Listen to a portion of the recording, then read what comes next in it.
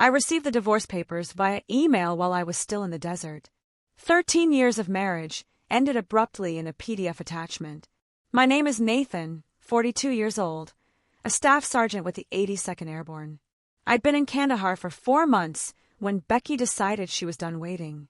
The subject line read, "Let's be adults about this." The message itself was just 3 sentences. She had already filed the paperwork, emptied our joint account, and moved her new boyfriend, Jeremy, into our house in Spokane. I read the email twice, closed my laptop, took a shower in the communal stall, got dressed for my shift, and said nothing to anyone. When I returned to my bunk that night, I replied with one word: understood. That was it. No arguments, no begging, no threats. Wilson, my bunkmate, noticed something was off. "You good, man?" he asked, not looking up from his book. "Yeah," I said. "Just some stuff back home."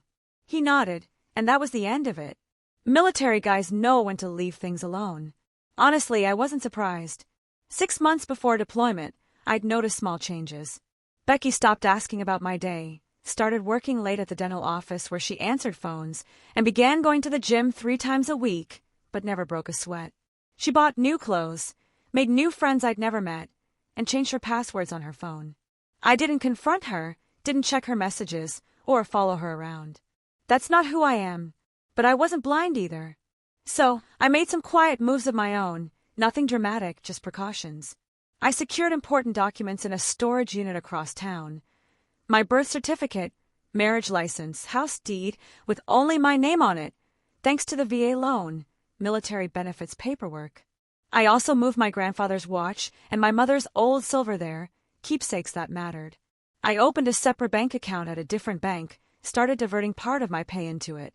Not enough for her to notice, but enough that I wouldn't be starting from zero if things went south. The night before I deployed, she hugged me at the airport, her eyes dry. "Stay safe, okay?" she said, like she was saying goodbye to a coworker, not her husband heading into war. I should have known then, but part of me still hoped I was wrong. I wasn't. What she didn't know was that I'd prepared for this moment. What she didn't understand was that I don't start fights, I finish them. I met Becky in 2010 at a friend's barbecue. I was home between tours, staying with my buddy Jason in Spokane. She was finishing nursing school but ended up working as an admin at a dental practice, less stress. She told me she was proud of my service, though she never quite understood it. Her dad was a bank manager, her brother a pharmacist, no military in the family. She'd ask when I was going to get a real job, not realizing that after 15 years, the Army was my career, not just a job I was killing time at.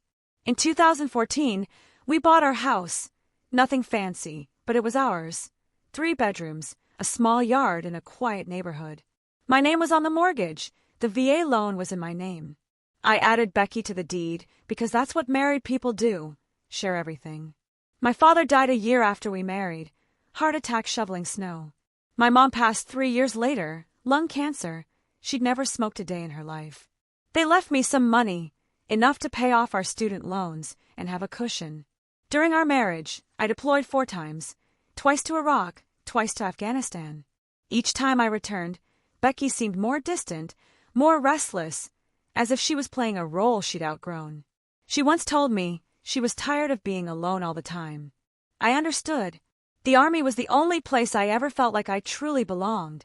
I was good at my job, relied on by others. She didn't sign up for that life, and I didn't expect her to. In 2019, things started changing. Small signs at first. She got irritated when I called during her girls' nights, talked about her friend Melissa divorcing her husband and living her best life. Comments about how we had nothing in common grew more frequent. I suggested counseling. She said we were fine, just going through a phase. Then came late nights at work, weekends away with friends I'd never met, new clothes, the gym she rarely used. I should have confronted her, but that's not how I handle things. My dad taught me to think before I speak, to be sure before I act. So I watched, I prepared, quietly. Because in this life, you learn to trust your gut.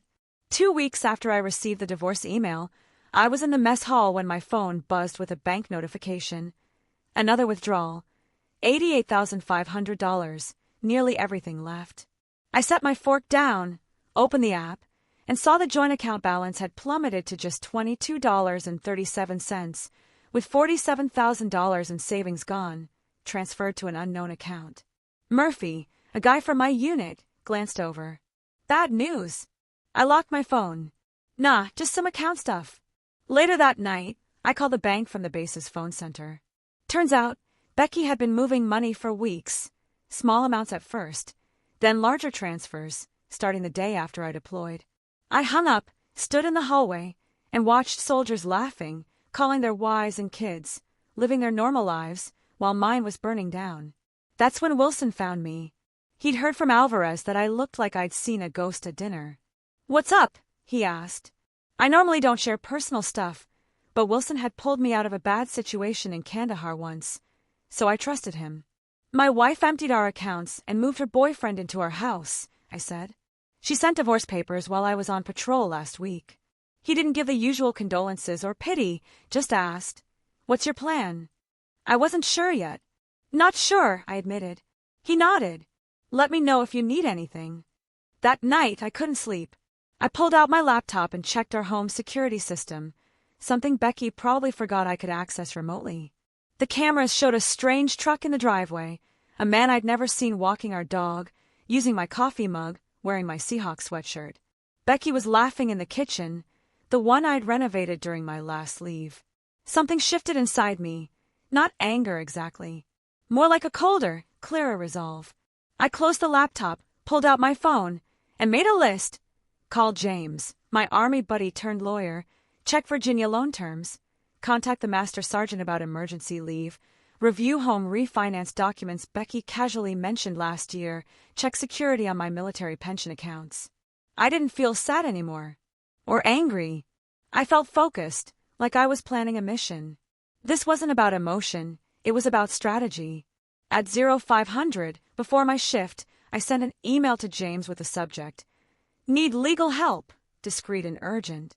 His reply came an hour later, "Call me, secure line." When I hung up, I knew exactly what I needed to do. No yelling, no threats, no confrontations. Just patience, watching, letting her own actions become her trap. 2 months later, I was back on American soil. I didn't tell Becky I was coming home. I didn't call or text, just checked into a motel in downtown Spokane under a different name and contacted James. We met at a diner 10 miles outside of town. He slid into the booth, looked at me, and said, "You look like hell." "Feel like it too," I replied. James handed me a folder containing everything we discussed, the house deed, loan documents, bank statements, and this. He then pulled out a separate piece of paper, something interesting he found while digging into my finances. It was a refinance application with my signature on it, but it wasn't mine. Not quite. Someone had attempted to copy it, but missed key details. The middle initial was wrong, and the stroke pattern didn't match mine. "Becky did this," I said, though I already knew the answer. James nodded. 3 months ago, she used the equity to pull out $330,000. Your signature is required for that, since the VA loan is in your name only. Someone forged your signature, took out a loan against our house, then cleared out our accounts and filed for divorce. I leaned back. Busy woman. He smiled. It gets better. She listed her boyfriend as a co-applicant. His record's not clean, 2 DUIs and a fraud charge from 2019. I took a deep breath. What are my options? Several, James replied. But first, you need to decide what you want. I thought about it. What I wanted was simple. I wanted what was legally mine, and I wanted her to understand the consequences of her actions. James smiled again. Then here's what we do. The next day, I drove past our house. Her boyfriend's truck was gone, but Becky's car was still in the driveway. I parked down the street and watched for a while. I thought about knocking on the door, about confronting her, but that wasn't the plan. Instead, I headed to the bank, met with the loan officer who processed the refinance. I showed him my military ID, my real signature on my driver's license, and the forged documents. His face went pale. "I'll need to report this immediately." "I understand," I said. "I've already filed a police report." That night, I got a text from Becky. "Who have you been talking to at the bank?" "Jeremy," said someone was asking questions. I didn't respond. The next morning, I went to the county clerk's office and filed paperwork contesting the refinance due to fraud. I registered a formal notice that no changes to the property could be made without my presence. 2 days later, Becky called. I let it go to voicemail. "Nathan, we need to talk. The bank called about the house. What are you doing?" If this was about the divorce, she said, "we can discuss it like adults." The same words from her email. I still didn't respond. James called that afternoon. They'd frozen the funds from the fraudulent refinance, but there was more. Her boyfriend had been driving my truck, the one in my name, and got pulled over that morning. He was driving on a suspended license from the DUIs. The police impounded the vehicle. He also had some interesting things in the truck, James said. Prescription pads from the dental office where Becky works. They weren't blank.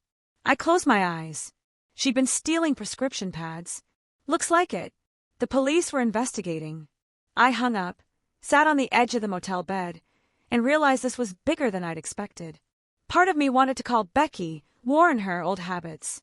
But then I remember the security camera footage from my house, my dog, my life, all given away like it meant nothing. This was the path now. No turning back. And honestly, I didn't want to. The next morning, I met with the FBI's Financial Crimes Division. The agent, Thompson, was a short guy with tired eyes and a coffee stain on his tie. "This happens more often than you'd think," he explained. "Spouse deploys, the other sees an opportunity." He spread out some documents. "We've frozen the funds from the fraudulent refinance, but some of the money's already gone. About half, $14,600. I leaned forward. "Where did it go?" Thompson hesitated. "I'm not supposed to share that, but it's your house, your money. Stolen. You should subpoena these records." I called James immediately after leaving the bank. "Daniel Spencer," I said. "Who's that?" He ran a check. An hour later, he called back. He's a real estate agent specializing in quick sales and cash deals. He was planning to list our house. The realization hit me hard. The deposits were probably honest money, I said, to get him moving on a sale. But here's the thing. Spencer has done business with Jeremy Ryan before, your wife's boyfriend. They've closed 3 deals together in the past 2 years. I sat on a park bench, trying to process it. This wasn't just Becky leaving me for some guy. It was a carefully planned operation. Maybe James was right. Jeremy Ryan has a pattern, James said. He gets involved with women going through divorce or deployed spouses. He's involved in selling their homes below market value, then taking a cut. Becky might be a victim, or maybe she's in on it. I rubbed my face, feeling the weight of it. This wasn't just betrayal anymore. It was something bigger, something organized. Other military families had been victims. "What do we do?" I asked. "I've already contacted the FBI's Financial Crimes Division," James replied. "This crosses state lines, involves military personnel and VA loans. They're interested." That night, I sat in my motel room, drinking a beer, thinking everything over. Did Becky play me all along? Or was she just caught up in Jeremy's scheme? Honestly, it didn't matter anymore. My phone buzzed. It was Becky again. "Nathan, please call me. The bank is talking about fraud. Jeremy got arrested for driving your truck. I don't understand what's happening." I stared at the message. Then I typed, "Who is Daniel Spencer?" 3 dots appeared as she started to reply, then stopped. Then started again. Then stopped. Finally, she sent, "I don't know what you're talking about." I looked at the $14,600 transfers, the house listing, no response for 10 minutes. Then she texted, "It's not what you think." I turned off my phone and went to bed. The next morning, James called. "The FBI wants to meet. They've been investigating Ryan and Spencer for months. You might be the case that finally breaks it wide open." Since that divorce email, I'd felt something close to satisfaction, not because the marriage was over, but because the truth was finally surfacing. I met with the FBI agents at their Spokane field office. Agents Patel and Donovan recorded my statement, took copies of all the documents James and I had gathered. "Your case helps establish a pattern," Agent Patel explained. "Shows intent and organization. It's a conspiracy rather than isolated incidents." I asked about Becky. The agents exchanged looks. "We're still determining her level of involvement," Donovan said carefully. "Did she ever mention financial difficulties?" Pressure to sell the house. I thought back.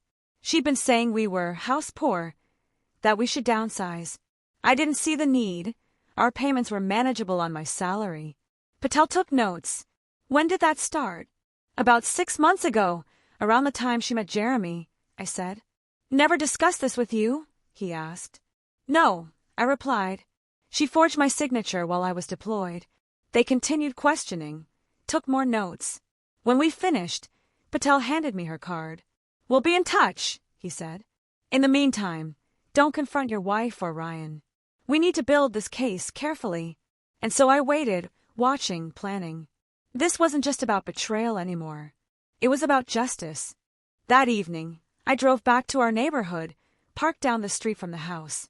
Jeremy's truck was back. He must have gotten it out of impound. Becky's car was gone. My phone buzzed with a text from her. We need to talk in person. Meet me at Riverfront Park tomorrow. The next morning, I showed the message to James over breakfast. Don't go, he advised. Nothing good can come from talking to her right now. I won't, I said. But I want to know what she's doing today, while she thinks I'm meeting her. We drove to the house at 9:30 a.m., parked across the street. At 9:45, Becky came out, got in her car, and headed toward Riverfront Park. Now what? James asked. Now we wait, I replied. 20 minutes later, a car pulled up, a real estate agent's logo on the door. The driver stepped out, and I recognized him, Daniel Spencer. Jeremy emerged from the house to greet him. They talked in the driveway, then went inside. Should we follow them? James asked. I shook my head. No need. I installed security cameras last year, both inside and out. They upload to cloud storage. James smiled. You never mentioned that before. Never came up, I said, pulling out my phone. I opened the security app and angled the screen, so James could see. The footage showed Spencer and Jeremy inside my house. Spencer was taking photos, Jeremy pointing out features of the home. I turned up the volume. Should list by the end of the week, Spencer was saying. I've already got a buyer interested. Cash offer. We're listing at $470. They're offering $420. Everybody's happy. What about the husband? Becky says he's causing trouble. Military guys are all the same, Jeremy waved dismissively. They make noise, but they've got deployments and responsibilities. He'll take a settlement to make it go away. I looked at James. You getting this? He was already recording the feed on his phone. I forwarded the security footage to Agent Patel with a quick message. Happening now. 30 minutes later, our house was surrounded by FBI vehicles. I watched from down the street as agents led Spencer and Jeremy out in handcuffs. My phone rang. It was Patel. Got them on tape discussing the fraud scheme, she said. Plus conspiracy, wire fraud, and attempting to sell property under false pretenses.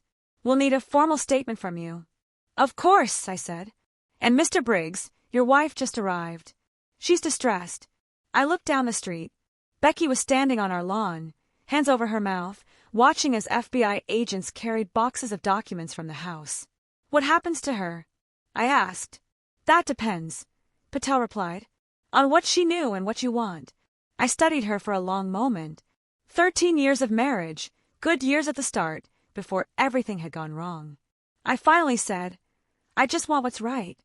The federal case moved quickly. Jeremy and Spencer both took plea deals, implicating each other and several others in what turned out to be a 3-state operation targeting military families. Becky claimed she knew nothing about the larger scheme, saying Jeremy had convinced her. She insisted she'd just gone along with the refinance because she thought it was her idea, not Jeremy's. Maybe she believed it, maybe she didn't. She agreed to a settlement, full restitution of the stolen funds, forfeiture of any claim to the house or my military pension, and a signed confession about the forgery. I didn't press charges. The divorce was finalized 6 months after that email from Kandahar, a clean, no-fault break. On the day the final paperwork was signed, I got a call from Patel. Jeremy Ryan was sentenced to 8 years for fraud, conspiracy, and identity theft. Spencer received 12. Thought you'd want to know, she said. Thank you, I replied. There's one more thing, she added. We found evidence they targeted 11 other military families. Your case helped us build the pattern. Those families might get their money back because of you. I sat on the porch of my rental apartment, watching the sunset, thinking about those other men and women who deployed, only to come back to emptiness and betrayal. I hadn't set out to take down Jeremy and Spencer. I just wanted what was mine. But sometimes, things work out in ways you don't expect. My phone buzzed with a new message from Becky. I never meant for things to end this way. I didn't respond. There was nothing left to say. A year later, I sold the house. The memories and betrayal had become too much. I bought a small cabin outside Missoula, Montana, 2 bedrooms, 10 acres, a creek behind it, no neighbors for miles. I took early retirement from the Army. 20 years was enough. I got a German Shepherd named Scout and started doing carpentry work for locals. Nothing fancy, but it kept my hands busy. My military pension covered the rest. Sometimes I wondered where Becky ended up. James heard she moved back to Oregon, working at another dental office, trying to start over. I didn't hate her anymore, didn't much feel anything. She'd made her choices and I'd made mine. One evening, I received a letter from a woman in Fort Worth. Her husband was in the Navy, deployed when Jeremy and Spencer tried to run their scheme on her. The FBI had given her my name as part of the case. "You don't know me," she wrote, "but you saved our home. Thank you. You fought back when it would have been easier to walk away." I read it twice, then pinned it to my refrigerator. Sometimes, when the silence grew too loud or the memories too sharp, I'd look at that letter and remember that something good had come from all of this. Last I heard, Jeremy was still in prison, Spencer too. The system finally worked, for once. And as for me, I was just taking it one quiet day at a time, building something new, something that couldn't be stolen, forged, or betrayed. Something that was just mine.